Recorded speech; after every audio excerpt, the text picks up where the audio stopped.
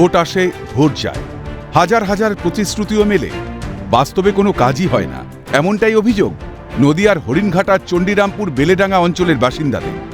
স্থানীয়দের দাবি, 2 বছর আগে বাড়ি বাড়ি সরকারি জল প্রকল্পের পানীয় জলের কল বসানো হয়েছে।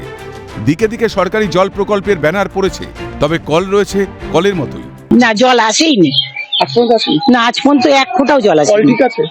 কল তো রয়েছে, এমনি বসানোই আছে, কিন্তু আমরা কিছু করিনি। কল বসানোর জন্য প্রতি বাড়ি বাবদ 30 টাকা করে নেওয়া হয়েছিল, তবুও আসেনি জল। বারবার প্রশাসনের দ্বারস্থ হয়েও কোনো লাভ হয়নি, অভিযোগ স্থানীয়দের। এমনি লাগানোর জন্য পয়সা নিয়েছিল। 30 টাকা করে দিতে হয়েছিল।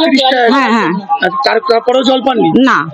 হ্যাঁ, ওই লেগেই যাচ্ছে। আর ভোট নেওয়ার সময় সবাই দল পাকিয়ে আসছে, ভোট দেন ভোট দেন ভোট দেন। সরকারের কাছে কি পাচ্ছি, বলছে সরকার থেকে দিচ্ছে, অথচ জল পাচ্ছি না, কল ভেঙে ঘরে তুলে রাখছি। গ্রামবাসীদের অভিযোগ, গ্রামে একটি মাত্র পানীয় জলের কল, আর্সেনিক মুক্ত পানীয় জলের জন্য লম্বা লাইন। আর ওই পাশ থেকে খাওয়ার জল আনি, কোনো সময় ভালো না লাগলে ওই কল ভেঙে গেলে কিনে খাই। আমাদের গরিব মানুষের কিনে খাওয়া সম্ভব বলে? কি করব, তাই করতে হয়। পাশাপাশি একই ছবি ধরা পড়েছে দক্ষিণ দিনাজপুর জেলার বালুরঘাটের গোবিন্দপুর গ্রামে। অভিযোগ, গোবিন্দপুর গ্রামের অঙ্গনওয়াড়ি কেন্দ্রে প্রায় 4 বছর আগে বিশুদ্ধ পানীয় জলের মেশিন লাগানো হয়, পৌঁছয়নি জল সংযোগ। অঙ্গনওয়াড়ি কেন্দ্রের যাবতীয় কাজকর্ম পার্শ্ববর্তী পুকুরের জলেই করতে হয়। অ্যাকচুয়ালি এখানকার গ্রামবাসীরা প্রায় এই ওয়াটার রিজার্ভারের উপর ডিপেন্ড করছে। 4 থেকে 5 হাজার মানুষের জলের সমস্যা। যদি এটা হয় তাহলে এখানকার 4 হাজার মানুষের পরিষ্কার জল পাবে, এবং পাশে যে অঙ্গনওয়াড়ি সেন্টারটা রয়েছে সেখানকার শিশুদেরও পরিশ্রুত পানীয় জলের যোগান হবে।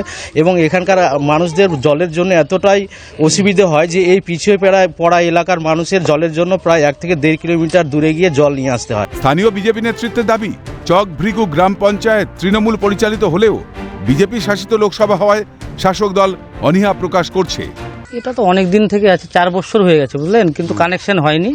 এটা তৃণমূল পরিচালিত অঞ্চল, ওরাই করেছিল, এখনো কিছু কাজ করেনি ওরা। গরমের তেজ ফুটে ওঠার আগেই জেলায় জেলায় জলের হাহাকার। তবে কি এবার সরকারি পানীয় জল প্রকল্পেও দুর্নীতির ছবি স্পষ্ট হচ্ছে? উঠছে প্রশ্ন। নদিয়া থেকে সুবীর দাস ও দক্ষিণ দিনাজপুর থেকে শঙ্কর কুমার রায়ের রিপোর্ট, ক্যালকাটা নিউজ।